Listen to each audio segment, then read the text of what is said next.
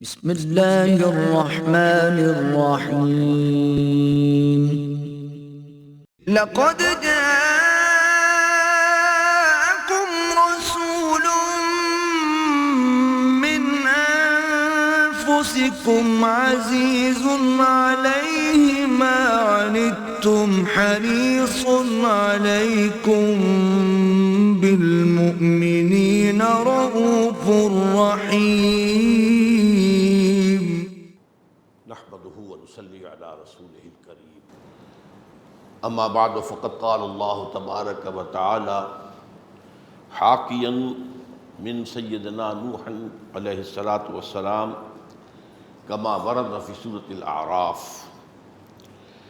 اعوذ بالله من الشيطان الرجيم بسم الله الرحمن الرحيم قال يا قوم ليس بي ضلالة ولكني رسول من رب العالمين ابلغکم رسالات ربی وانصح لکم واعلم من اللہ ما لا تعلمون وقال عز وجل حاکیا من سیدنا صالح علیہ السلام کما ورد فی نفس السورہ فتولی عنہم فقال یا قوم لقد ابلغتکم رسالۃ ربی ونصحت لکم ولکن لا تحبون الناصحین وقال عز وجل حاکیا من شعیب علیہ السلام کما ورد فی نفس السورہ فتولی عنہم وقال یا قوم ابلغناکم رسالات ربی ونصحت لکم فکیف آسیٰ علی قوم کافرین صدق اللہ العظیم وعن ابی رقیۃ تمیم بن اوس الداری رضی اللہ تعالی عنہ ان النبی صلی اللہ علیہ وسلم قال الدین والنصیحہ قلنا لمن قال للہ ولکتابہ ولرسولہ ولأئمۃ المسلمین وعامتہم رواہ الامام مسلم رحمہ اللہ رب اشرح لی صدری ویسر لی امری واحلل عقدۃ من لسانی یفقہوا قولی اللہم ربنا الہمنا رشدنا واعذنا من شرور انفسنا اللہم ارنا الحق حقا وارزقنا اتباعہ وارنا الباطل باطلا وارزقنا اجتنابہ اللہم وفقنا لما تحب وترضى وتقبل منا فإنك خیر المتقبلین آمین یا رب العالمین۔ اربعین نووی کی حدیث نمبر 7 پر گفتگو پچھلے جمعے میں بھی تھی، اور چونکہ اس پر گفتگو مکمل نہیں ہو سکی تھی اسی کو آج ہم کنٹینیو کر رہے ہیں۔ سورہ اعراف میں جہاں اولو العزم من الرسل کا تذکرہ ہے، حضرت نوح، حضرت صالح، حضرت شعیب، حضرت ہود، وہاں بار بار یہ لفظ آیا ہے کہ دعوت و تبلیغ جو ہے اس کی اصل روح کیا ہے؟ وہ نصیحت ہے، خیر خواہی ہے، لوگوں کا بھلا چاہنا، ان پر کوئی اپنی شخصیت کا روب جمانا نہیں، ان پر کوئی اپنی علامیت کی دھونس جمانا نہیں، اپنے تقوی یا اپنے تدین کا روب گانٹنا نہیں، بلکہ خالصتاً ان کی خیر خواہی، ان کے بھلا چاہنے کے لیے جو ہے ان کو دعوت و تبلیغ کی جائے۔ چنانچہ ہم نے پچھلی مرتبہ پڑھا تھا حضرت نوح علیہ السلام نے جب دعوت شروع کی تھی، ان کی قوم کے سرداروں نے کہا کہ معلوم ہوتا ہے تمہارا دماغ چل گیا ہے، ضلالت۔ انہوں نے جواب میں کہا ہے میری قوم کے لوگوں لیس بی ضلالت، مجھے کوئی دیوانگی مجھ پر طاری نہیں ہوئی ہے، کوئی پاگل پن نہیں ہے، کوئی میں بھولا بھٹکا ہوا آدمی نہیں ہوں، ولیکنی رسول رب العالمین، میں تو تمام جہانوں کے پروردگار کا رسول ہوں، ابلغکم رسالات ربی، میں تو تمہیں اپنے رب کے پیغامات پہنچا رہا ہوں، وانصح لکم، اور دیکھو تمہارا خیر خواہ ہوں، تمہارا مخلص ہوں، تمہاری بھلائی چاہتا ہوں، وَعَلَمَ مِنَ اللَّهِ مَا لَا تَعْلَمُونَ، اور مجھے اللہ کی طرف سے وہ کچھ معلوم ہے جو تمہیں معلوم نہیں ہے، تمہارے انکار کے نتیجے میں جو شامت آنے والی ہے وہ میں تو دیکھ رہا ہوں۔ لہذا اسی دل سوزی کے ساتھ، اس کے ساتھ جو ہے وہ دعوت دی جا رہی ہے کہ اپنی قوم کی تباہی و بربادی جو اللہ کی طرف سے بتایا جا رہا ہے کہ آئے گی اگر یہ اڑے رہے اپنے کفر پر، تو رسول چونکہ اس کو اپنی آنکھوں سے دیکھ رہا ہوتا تھا کہ آ رہا ہے وہ طوفان، تو لہذا اس کے اندر جو اپنی قوم کے لیے جو دل سوزی ہوتی تھی، ظاہر بات ہے کہ اس کا مظہر ہے ان کی دعوت و تبلیغ۔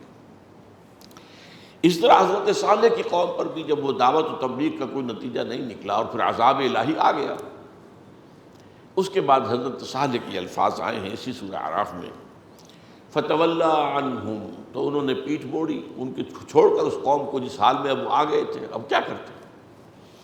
وقال یا قوم لقد ابلغتکم رسالۃ ربی، اور انہوں نے کہا دیکھو میری قوم کے لوگوں، میں نے پہنچا دیا تھا تمہیں اپنے رب کا پیغام، ونصحت لکم، اور میں نے تمہارے ساتھ خیر خواہی کی تھی، تمہاری بھلائی چاہی تھی، ولکن لا تحبون الناصحین، لیکن تم اپنی خیر خواہوں کو پسند ہی نہیں کرتے، تمہارے اندر تمیز ہی ختم ہو گئی ہے کہ کون تمہارا خیر خواہ ہے کون بدخواہ ہے، تم اندر سے گویا کہ اندھے ہو چکے ہو، تمہاری بصیرت باطنی وہ زائل ہو چکی ہے، ولکن لا تحبون الناصحین، ہونا تو یہ چاہیے کہ نصیحت کرنے والے خیر خواہ کا شکریہ ادا کیا جائے، تمہارا معاملہ برعکس رہا۔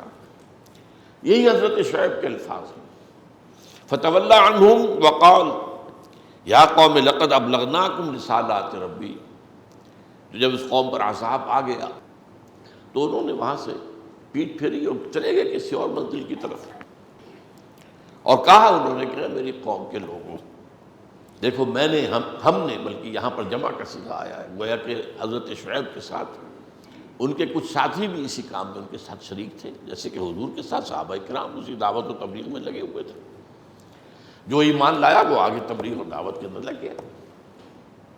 بلکہ اس ضمن میں تو میں آخری مثال دیا کرتا ہوں جنوں کی جماعت کی، وادی نخلہ میں حضور فجر کی نماز پڑھا رہے ہیں اور قرآن پڑھ رہے ہیں، اس میں طائف سے واپسی پر رات گزاری ہے وادی نخلہ، جنوں کا ایک گروہ وہاں سے گزرا، رکے ٹھٹکے سنا، قرآن سنا، فوراً ایمان لائے اور جاتے ہی اپنی قوم کے لوگوں کو تبلیغ شروع کر دی۔ یا قومنا اجیبوا داعی اللہ، اے ہماری قوم کے لوگوں اس اللہ کی طرف پکارنے والے کی دعوت پر لبیک کہو، یہ ہے صحیح طرز عمل، جس بات کو مانا ہے دوسروں تک پہنچاؤ۔ والعصر ان الانسان لفی خسر الا الذین آمنوا وعملوا الصالحات وتواصوا بالحق وتواصوا بالصبر، یہ چاروں چیزیں لازم ہیں۔ تو یہاں فرمایا کہ ہم نے تو پہنچا دیا تھا تمہیں پیغامات جو تھے، ونصحت لکم، اور ہم نے تمہارے لیے حق خیر خواہی تمہارا ادا کیا تھا، فکیف آسیٰ علی قوم کافرین، اب کیسے میں رنج کروں اس قوم کی حالت پر کہ جو جس نے کفر کیا ہے۔ اب یہ رنج ہی کا انتہائی انداز ہے، جو رنجیدگی ہے طبیعت کے اندر قوم کی تباہی، کیسے رنج کروں، لیکن یہ کہ رنج تھا۔ بہرحال اس پہ جو حدیث ہم نے پڑھنی شروع کی تھی، حضور نے جیسا کہ میں نے عرض کیا تھا جوامع الکلم، جن کے بارے میں کہ حضور نے فرمایا ہے کہ اوتی تو جوامع الکلم، مجھے بڑے جامع کلمات اللہ نے عطا کیے، انہی میں سے یہ بھی ہے الدین والنصیحہ۔ دین تو نام ہے خیر خواہی کا، وفاداری کا، نصح، خلوص کا، اخلاص کا۔ اب یہ ظاہر بات ہے کہ یہ بھی میں نے پچھلی مرتبہ عرض کیا تھا کہ دین ایک حقیقت واحدہ ہے، اس کو سمجھانے کے 100 طریقے ہو سکتے ہیں۔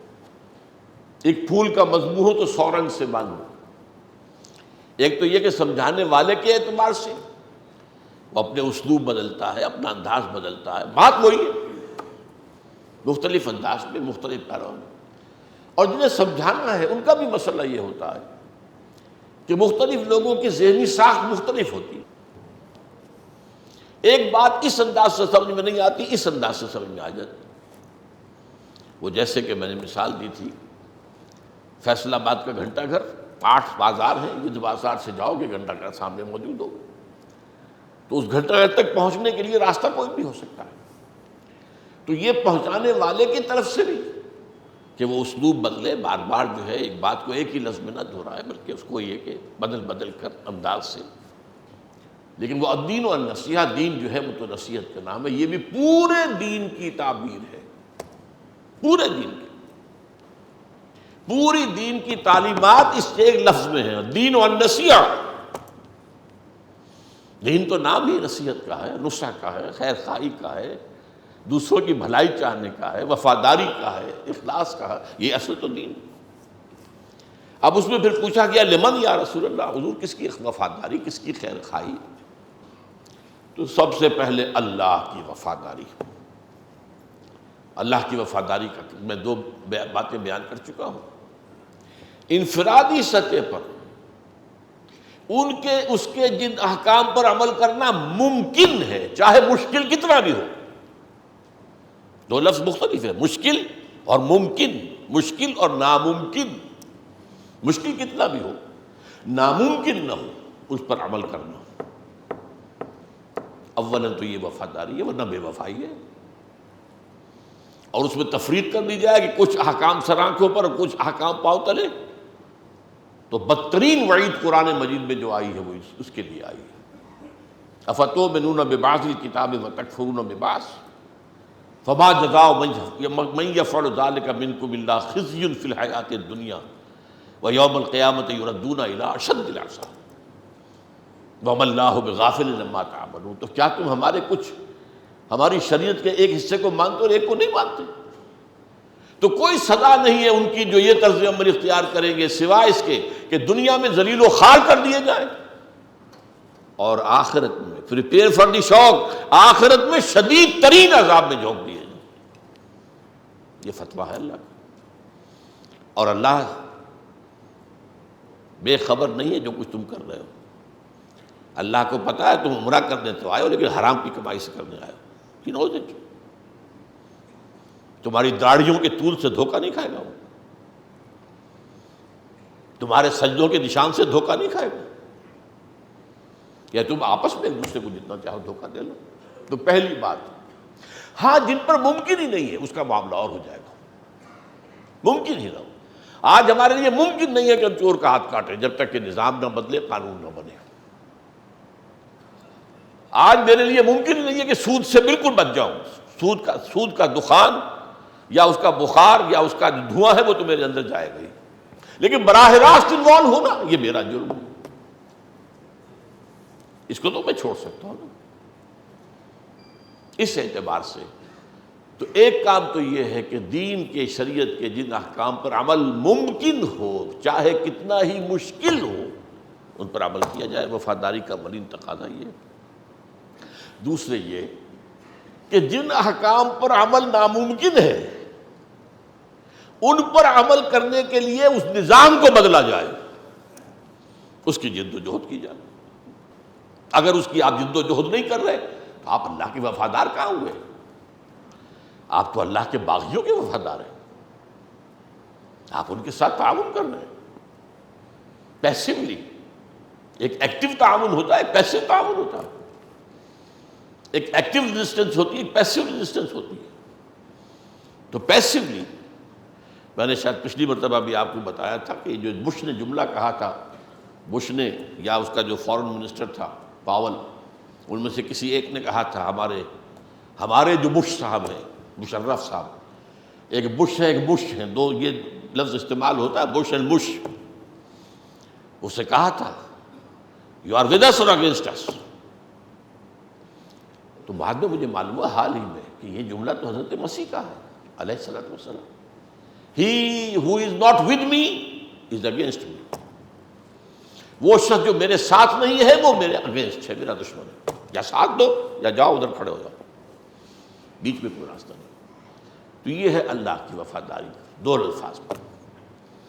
پھر اس کی کتاب کے ساتھ وفاداری میں عرض کر چکا ہوں. اس پر میرا کتابچہ، اس کو ماننا جیسا کہ ماننے کا حق ہے، اس کو پڑھنا جیسے کہ پڑھنے کا حق ہے، اس کو سمجھنا جیسے کہ سمجھنے کا حق ہے، اس پر عمل کرنا جیسے کہ عمل کا حق ہے، اسے دوسروں تک پہنچانا جیسے کہ اس کی تبلیغ کا حق ہے.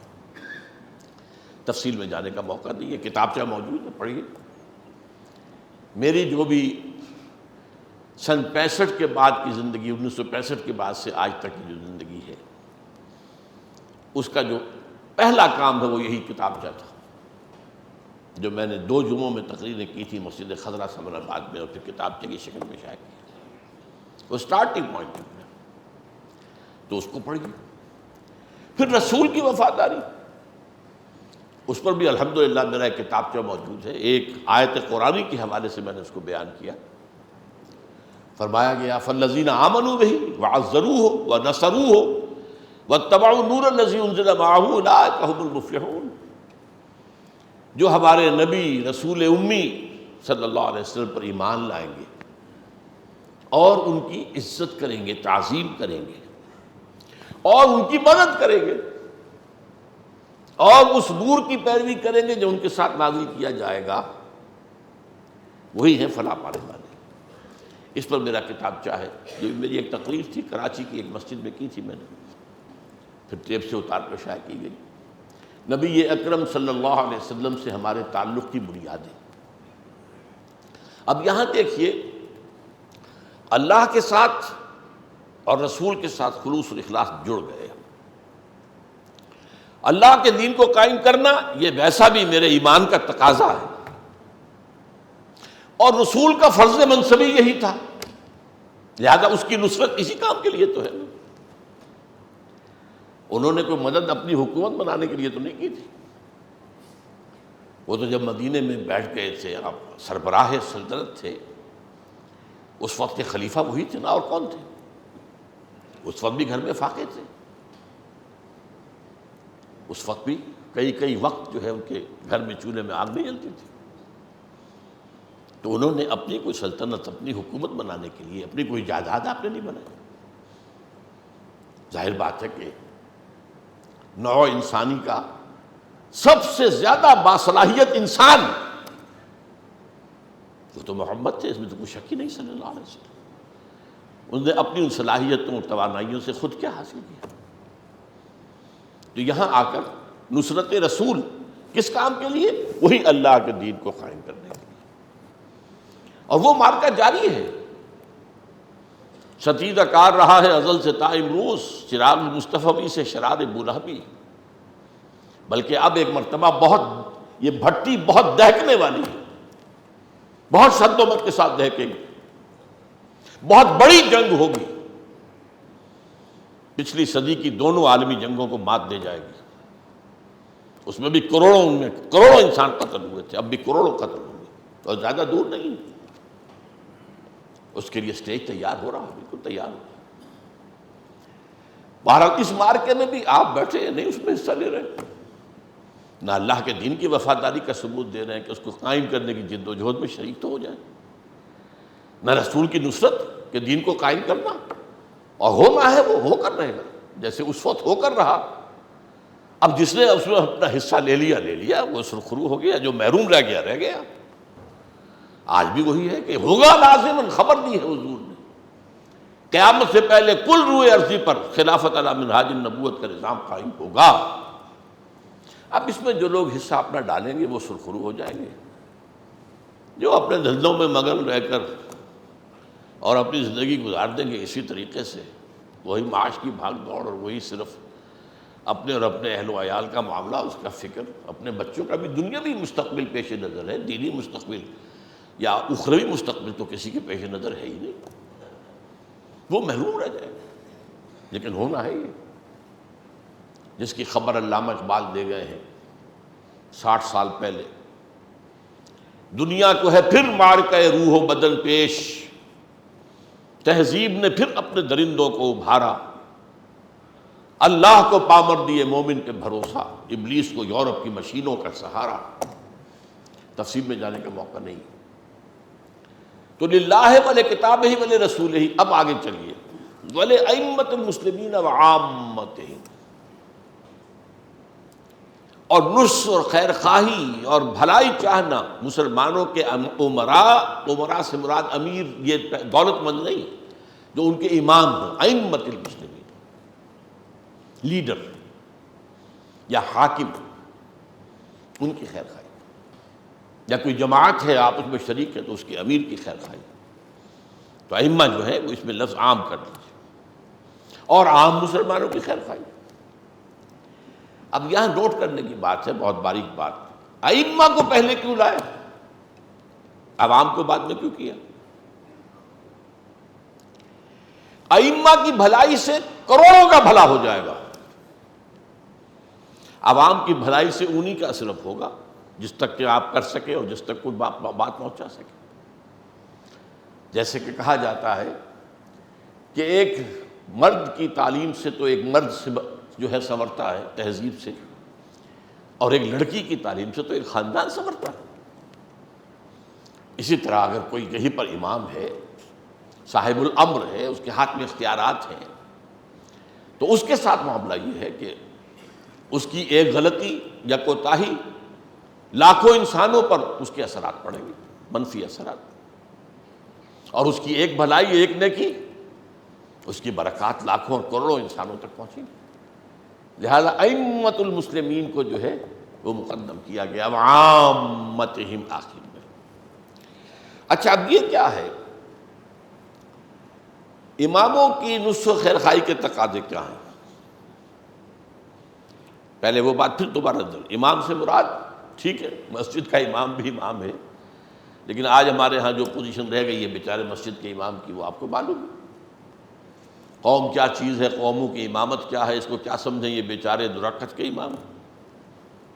اصل امام تو وہ ہے جو ایوان حکومت میں بیٹھے ہیں، وہ مرکزی ہو یا صوبائی ہو، یا آپ کے ہاں کسی ضلعی حکومت ہو، اصل امام تو وہ ہے۔ پھر یہ ہے کہ جماعتیں ہیں، تحریکیں ہیں، ان کے امام ہیں، ان کے امراء ہیں۔ اور پھر یہ کہ ہر گھر میں جو اس گھر کا جو ہیڈ ہے وہ امیر ہے وہاں۔ کلکم راعٍ وکلکم مسئول عن رعیتہ، تم میں سے ہر شخص ایک چرواہے کے مانند ہے، اور وہ ذمہ دار ہے ان بھیڑوں بکریوں کا جو اس کے چارج میں دی گئی ہیں۔ صبح کو لے کر جایا کرتے تھے نا، بچپن میں ہمیں یاد ہے، بکری پالی ہوئی ہے، وہ آیا ہے ایک چرواہا، وہ لے گیا ہے، شام کو لے کر آتا ہے، ہی از رسپانسبل، شام کو واپس لا کے دے گا وہ بکری، ہی از رسپانسبل۔ اسی لیے فرمایا کلکم راعٍ وکلکم مسئول عن رعیتہ، اس سے باز پرس کی جائے گی۔ تو ایک بات تو یہ ہے کہ یہ جو ائمہ ہیں، ائمہ وہ جو اس کو یعنی پھیلا دیجئے، گھر کا امام ہیڈ آف دی فیملی، جماعت کا امام اس کا امیر، حکومت کے امام جس جو برسر حکومت ہے، جماعتوں اور تحریکوں کے جو امراء ہیں۔ پہلی بات ان کے حق کا، ان کے نفس خیر خواہی کا تقاضا کیا ہے؟ اطاعت فی المعروف، ان کی اطاعت کی جائے معروف میں، منکر میں نہیں، معصیت میں نہیں، معروف، جو بھی بھلا حکم دے جو شریعت کے خلاف نہ ہو۔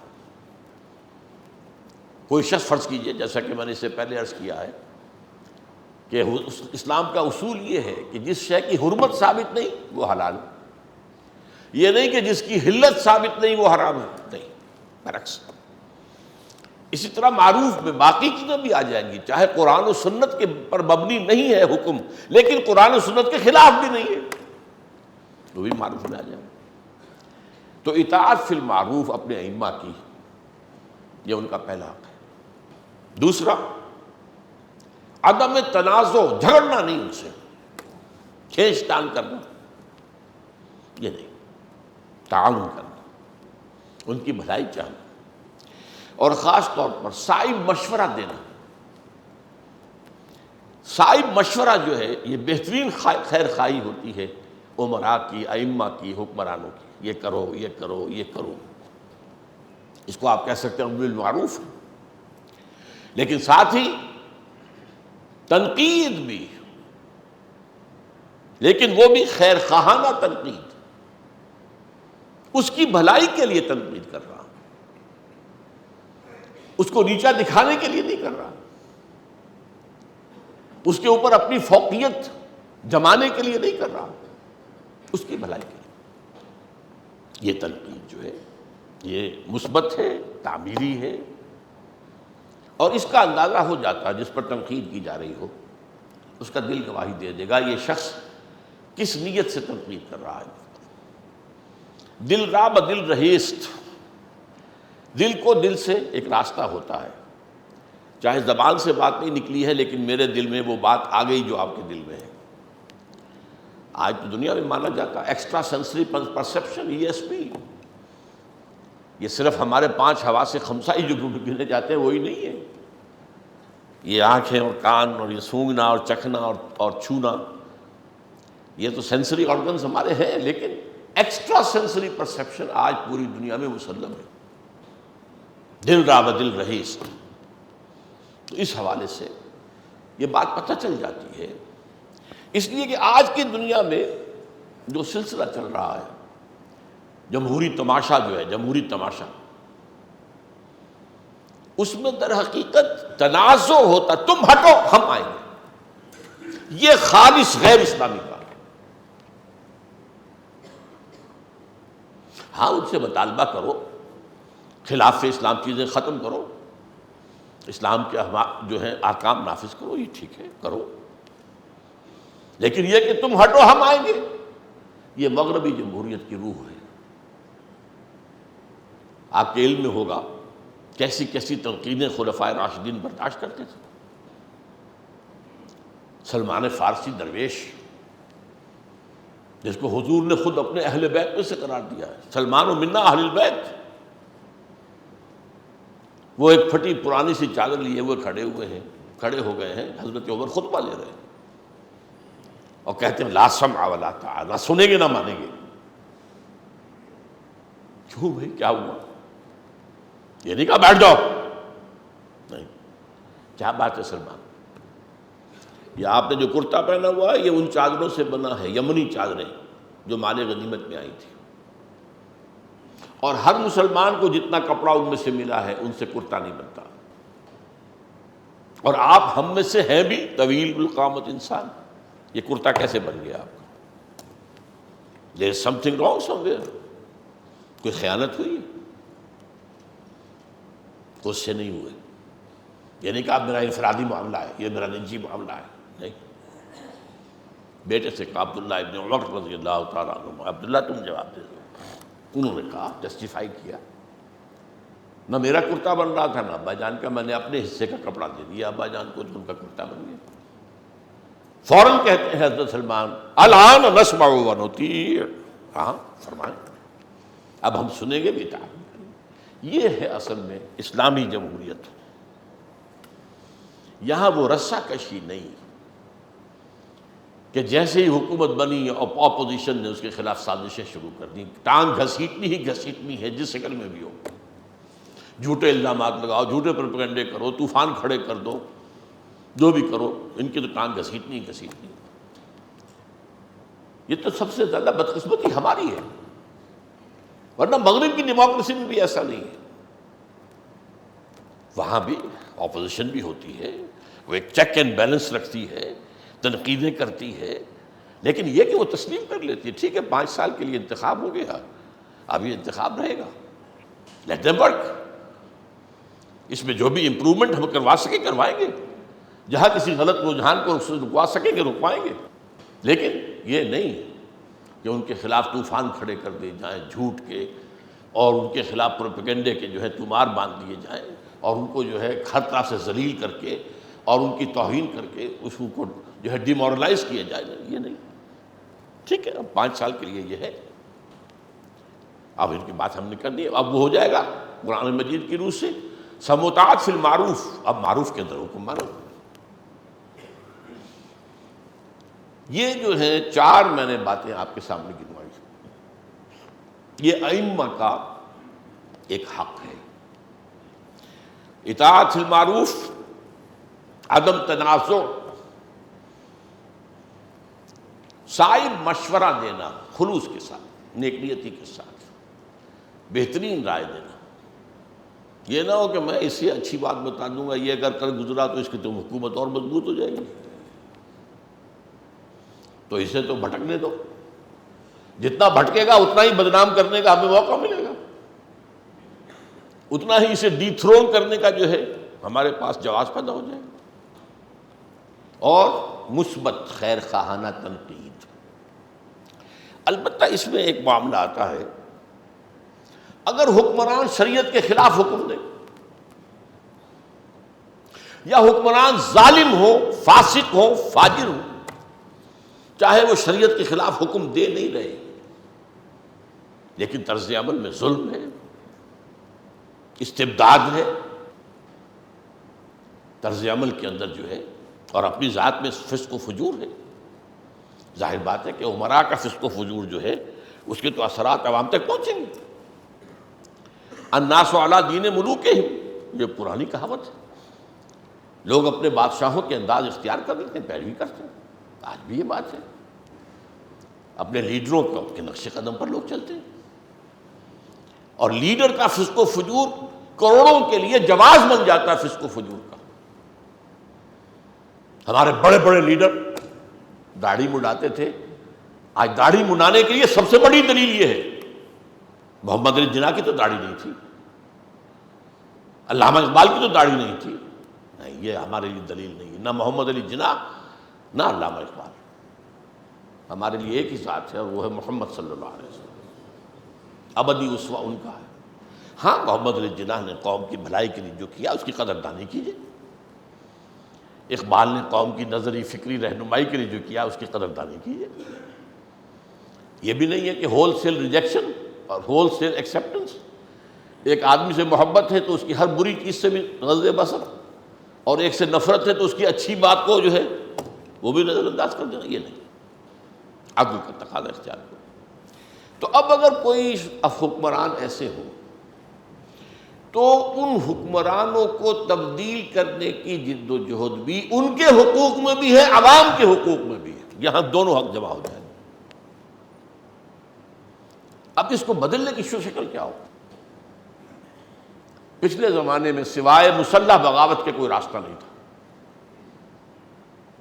اور مسلح بغاوت میں بہرحال مسلمان ہے نا، آخر ہے تو کلمہ گو، اور چاہے فاسق ہے، فاجر ہے، کافر تو نہیں ہے، وہ اپنے محل کی چار دیواری میں جو کچھ کرتا ہے، رنگ ڈنیاں مناتا ہے، لیکن یہ اس کا حکم تو نہیں دے رہا، اس کو نافذ تو نہیں کر رہا، وغیرہ وغیرہ، اور یہ کہ مسلمانوں کے اندر فتنہ نہ پیدا ہو جائے، خون خرابہ نہ ہو جائے، لہذا وہاں پر بہت احتیاط کی ضرورت تھی۔ زبان سے سمجھاؤ، جاؤ ان کے پاس، تنقید کرو، اگر کسی کو وہاں تک رسائی حاصل ہو جائے، ظاہر بات ہے کہ ان حکمرانوں، ان بادشاہوں تک رسائی حاصل کرنا کوئی آسان کام ہے۔ آج بھی آپ مشرف تک پہنچ سکتے ہیں، آپ خطوط پر خطوط لکھے جائیے، ان کو پہنچے گی نہیں، ان کا جو نچلا سٹاف ہے وہ اٹھا کے ردی میں پھینک دے گا۔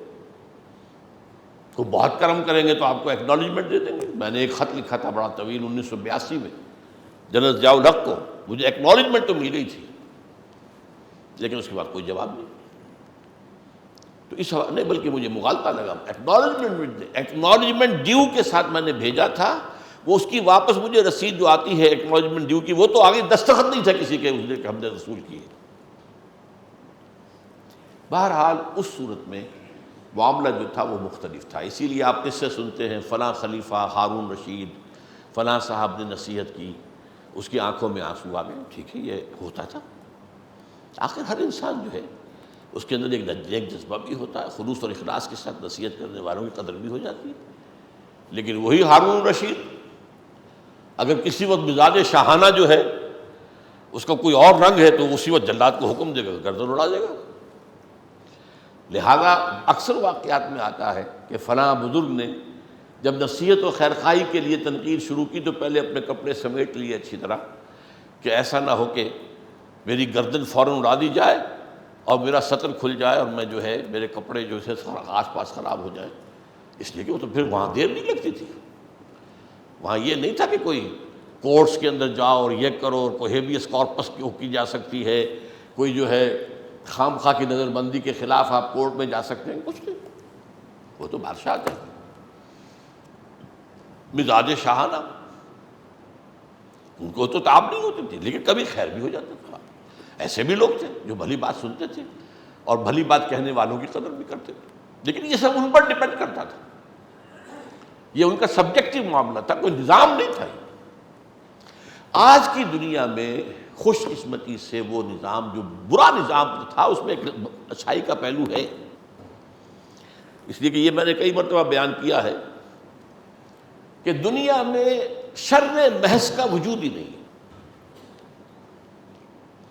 بڑے سے بڑے شر میں بھی کوئی نہ کوئی پہلو خیر کا موجود ہوتا ہے، ورنہ شر کھڑا ہی نہیں ہو سکتا. جیسے آپ کو معلوم ہے نا، آکاش بیل جو درخت کے اوپر چڑھ جاتی ہے، اس کے اوپر چڑھنے کا خود کوئی امکان نہیں ہے، وہ تو درخت کے اوپر چڑھے گی. اسی طرح حق اور خیر کا کوئی ایک شمع لے کر ہی باطل اس کے اوپر اپنی دکان سجا سکتا ہے. محض شر دنیا میں نہیں ہوگا، کوئی نہیں ہوگا. تو جدید نظام میں بھی خوبیاں بھی ہیں. اب وہ خوبی کیا ہے جس کو آج آپ کہتے ہیں right of self expression, rights of expression, rights of organisation. آپ بات کہنے میں آزاد کہیں، آزاد پریس اسے پھیلائے بھی اگر چاہے. یہ جو ہے آج کے نظام میں یہ خوبی ہے، ماننا چاہیے. جیسا کہ ہم دیکھتے ہیں کہ ابھی میں نے ذکر کیا تھا، ایک انتخاب ہوا ہے، ایک صاحب آرام سے واک آؤٹ کر جاتے ہیں وائٹ ہاؤس سے، دوسرے داخل ہو جاتے ہیں. یہ جو ٹرانسفر آف پاور ہوتا ہے یہ اس دنیا کے اندر واقعتاً بہت بڑی اچیومنٹ ہے، بہت بڑی اچیومنٹ ہے. پولیٹیکل نظام کے اعتبار سے جو ہے اس میں کوئی شک نہیں ہے کہ دنیا نے اس جدید تہذیب میں بہت ترقی ہوئی.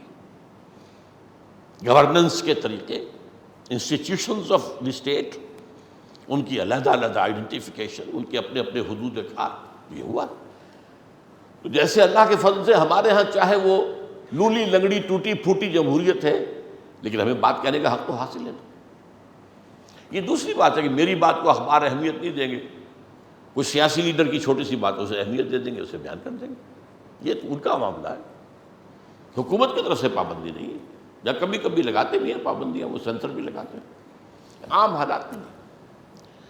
تو یہ جو ہے expression, freedom of expression and freedom of organisation and association, یہ عہد حاضر کے دو عمدہ چیزوں میں سے. ان کے تحت کیا ہو سکتا ہے کہ آپ ایک پرامن طریقے سے لوگوں کو ظالم بادشاہوں، ظالم حکمرانوں سے، فاسق و فاجر حکمرانوں سے نجات دلا سکتے.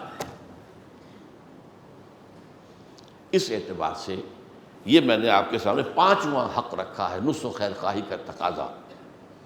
اور یہ نصح و خیر خواہی اس حکمرانوں کی بھی ہے اور عوام کی بھی ہے. اس لیے میں نے کہا تھا کہ یہاں دونوں چیزیں جمع ہو گئی.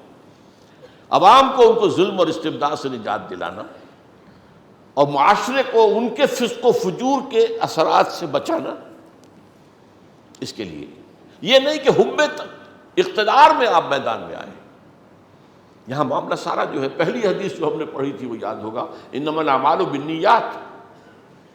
اعمال کا دار و مدار نیتوں پر ہے. یہ نہیں کہ تم ہٹو میں آؤں گا، میں بناؤں گا، میں چلاؤں گا. نہیں، ہمیں بھائی دین چاہیے، ہمیں اسلام چاہیے، ہمیں شریعت چاہیے، حکومت نہیں چاہیے. جیسے کہ بعض لوگ کہتے بھی ہیں ایک دوسرے کے لیے، مختلف جماعتیں، کہ فلاں جو ہے انہیں اسلام نہیں چاہیے، اسلام آباد چاہیے. اور اس میں کوئی شک نہیں کہ آج کل کی جو ہماری پالیٹکس ہے اس کا مین معاملہ یہی ہے، پاور پالیٹکس. اس کو کہتے ہی ہے پاور پالیٹکس. تو میں نے وہ بات آپ سے جو عرض کی وہ یہ ہے کہ پرامن طریقے پر ظالم، مستبد، فاسق اور فاجر حکمرانوں سے نجات حاصل کرنے کا جو آج کا ایک طریقہ جو ہے، جو کہ آج معروف ہے اور ہمیں اس کا ملا ہوا، یہ سعودی عرب میں نہیں ہے. وہاں آپ جماعت بنا ہی نہیں سکتے. یونائٹڈ عرب ایمریٹس میں نہیں ہے، کوئی جماعت نہیں بنا سکتے. لیکن اسلام ہمارے جہاں بھی ہے، ہمارے ہاں ملک ہیں جن میں کہ یہ ایسوسیشن کی یہ صلاحیت اور یہ موجود ہے، ایکسپریشن کی آزادی موجود ہے. چنانچہ انڈونیشیا میں بھی ہے، ملیشیا میں بھی ہے، بنگلہ دیش میں ہے، پاکستان میں ہے اللہ کے فضل و کرم سے، ترکی میں ہے. اگرچہ وہ انتہائی سیکولر ملک ہے لیکن یہ پہلو تو ان کے ہاں موجود ہے. تو یہ جو ہے ائمہ کے حقوق میں نے گنوائے، اطاعت فی المعروف، عدم تنازع. یہ نہیں کہ تم ہٹو، تم سے چھین کر اقتدار ہم لیں گے. یہ تنازع کا لفظ جو آتا ہے عربی میں در حقیقت چھینا جھپٹی کے لیے آتا ہے، اور نزع کہتے ہیں کھینچنے کو. تنازع، وہ کھینچ رہا تم کھینچ رہے ہو، جو ٹگ آف وار کہلاتی تھی، جو رسہ کشی، کہ ادھر سے ایک ٹیم کھینچ رہی ہے، ادھر سے دوسری ٹیم کھینچ رہی ہے، اب کون سی کھینچ کر لے جائے گی وہ جیت جائے گی، یہ ہے تنازع۔ اور سائد مشورہ خیر خواہی کے تحت، اور خیر خواہانہ تنقید، اور نمبر 5 میں نے گنوایا جس میں کہ ائمہ کے اور عوام کے حقوق دونوں شامل ہو جاتے ہیں، کہ حکمران اور ائمہ اگر ظالم ہوں، اگر غاصب ہوں، اگر مستبد ہوں، اگر فاسق و فاجر ہوں، تو ان کو بدلنے کی کوشش جدوجہد، اس لیے نہیں کہ اپنا اقتدار مطلوب ہے، بلکہ اس میں بھی ان کی بھی خیر خواہی مقصود ہے۔ ظاہر بات ہے کسی دولت مند کے پاس دولت ہے اور اخلاق و کردار نہیں ہے تو یہ دولت اس کے حق میں زحمت بن جائے گی، عیاشیاں کرے گا، بدماشیاں کرے گا، یہ دولت نعمت نہیں رہے گی، یہ اس کے حق میں بھی زحمت ہے۔ تو اقتدار جو ہے اس غلط شخص کے حق میں بھی زحمت ہے، اس کے لیے بھی نقصان دہ ہے، اس کے لیے بھی ضرر رساں ہے، اس سے اس کو چھٹکارا دلانا یہ اس کا گویا کہ خیر خواہی کا تقاضا ہے، اور عوام کو اس سے نجات دلانا۔ اب آئیے عوام کے لیے دوسروں خیر خواہی، ہر مسلمان کے دوسرے مسلمان پر کچھ حقوق معین کر دیے ہیں، یہ ادا کرنے ہیں ہر حال۔ یہ جو ہے حضرت علی رضی اللہ تعالیٰ عنہ سے یہ حدیث ہے جو میں اب آپ کو سنا رہا ہوں۔ قال قال رسول اللہ صلی اللہ علیہ وسلم للمسلم علی المسلم ستۃ، ہر مسلمان کے ہر دوسرے مسلمان پر 6 حق ہیں۔ یہ عوامیت جو ہے نا، عمومیت، اس کو ذہن میں رکھیے، عامتہم اسی سے لفظ عموم ہے۔ یسلم علیہ اذا لقیہ، جب ملاقات ہو سلام کرے، اور سلام میں سبقت کرنے کی کوشش کرے، اگرچہ کچھ آداب سکھائے گئے ہیں، چھوٹے بڑوں کو سلام کریں، آنے والا پہلے سے جو محفل میں موجود ہے ان کو سلام کریں، سوار پیدل کو سلام کریں، مختلف چیزیں ہیں، انداز ہیں مختلف، لیکن یہ کہ بہرحال جتنی سبقت کی جائے اتنا ہی ثواب زیادہ مل جائے۔ وَيُجِيبُهُ إِذَا دَعَاهُ، اگر وہ دعوت دے کہ آؤ میرے ہاں آج کھانا تناول فرماؤ، تو اس کو قبول کرے، الا یہ کہ کوئی عذر ہے، کوئی معذوری ہے، کوئی مجبوری ہے، مدد کر لیں، لیکن یہ کہ یہ حق ہے۔ غریب ہے، ٹھیک ہے، معلوم ہے آپ کو کہ وہ کوئی زیادہ آپ کو مرغن غذائیں نہیں کھلا سکتا، کوئی دال روٹی ہی پیش کرے گا، بہرحال ہے۔ مجھے تو واقعہ یاد آ گیا ہے، میری اہلیہ کے ایک چچا تھے، بہت درویش منش انسان تھے، ویسے وہ نہ مولوی تھے نہ وہ صوفی تھے، لیکن حد درجے درویش مزاج کے آدمی، بہت نیک آدمی تھے۔ انہوں نے، وہ ایک اچھے پوسٹ پر تھے، سپرنٹینڈنٹ ٹائپ جو ہے کسی محکمے میں، اپنے چپراسی سے کہا ایک دن کہ آج روزہ میرے ساتھ افطار کرنا۔ وہ بڑا خوش ہوا کہ آج ان کے ہاں میں افطار کروں گا، کچھ ملے گا۔ وہاں گیا تو بیٹھا ہوا ہے، وہ بھی بیٹھے ہوئے، یہ دیکھ رہا کوئی آمد نہیں، کوئی کھانا نہیں چنا گیا، کوئی شے نہیں، کوئی افطاری نہیں آئی۔ آخر میں جب وہ اذان ہوئی تو ایک کھجور نکالی جیب میں سے، اس کو 2 ٹکڑے کیے، آدھی خود کھا لی، آدھی یہ دے دی، بھائی چھٹی۔ اور یہ حدیث میں علی تمرۃ، شق تمرۃ، کھجور کے ٹکڑے پر بھی افطار کرانا ہے، یہ ہے حدیث کے الفاظ۔ اور یہ کہ بعض اوقات جہاں پانی نہایت کمیاب ہوتا ہے تو پانی ہی اگر مہیا کر دیا جائے پینے کے لیے، روزہ افطار کرنے کے لیے کسی، لیکن یہ نہیں ہے کہ آپ تو خود تو روزہ افطار کرتے ہو شربت روح افزا سے اور کسی کو سادہ پانی سے کروائے، تو یہ تو ٹھیک نہیں ہے۔ لیکن یہ کہ بہرحال یہ تو جب دعوت دے بلائے تو آئے۔ وَيُشَمِّتْهُ إِذَا عَطَسَ، جب چھینک آئے تو پھر اس کو یرحمک اللہ، یہ کہنا جو ہے یہ حق ہے اس کا، اس کے لیے دعا کرنا، اللہ تعالیٰ آپ پر رحم فرمائے۔ چھینک ظاہر بات ہے کہ کسی اریٹیشن کا نتیجہ ہے، ناک کے اندر کوئی اریٹیشن ہوئی ہے، یہ زکام کا آغاز بھی ہو سکتا ہے، لیکن یہ کہ بہرحال اس کو کہنا کہ اللہ تعالیٰ آپ پر رحمت فرمائے، یرحمک اللہ۔ اور اس پر مزید آتا ہے کہ پھر وہ شخص کہے بارک اللہ، یہ کیا الفاظ میں، یرحمک اللہ، یہدیک اللہ، یہدیکم اللہ، اللہ تعالیٰ تمہیں ہدایت دے۔ وَيَعُودُهُ إِذَا مَرِضَ، اور جب بیمار ہو جائے تو اس کی عیادت کرے. وَيَتْبَعُ جَنَازَتَهُ إِذَا مَاتَ، اور جب مر جائے تو اس کے جنازے کی پیروی کرے، اس کے ساتھ چلے. وَيَحُبُّ لَهُ مَا يُحِبُّ لِنَفْسِهِ، یہ آخری جو ہے یہ وہ ہے، اس کو یوں سمجھیے کہ آخری بات، ہاتھی کے پاؤں میں سب کے پاؤں، یہ بھی در حقیقت جوامع الکلم میں سے ہے. اس کے لیے وہی چیز پسند کرے جو اپنے لیے پسند کرتا.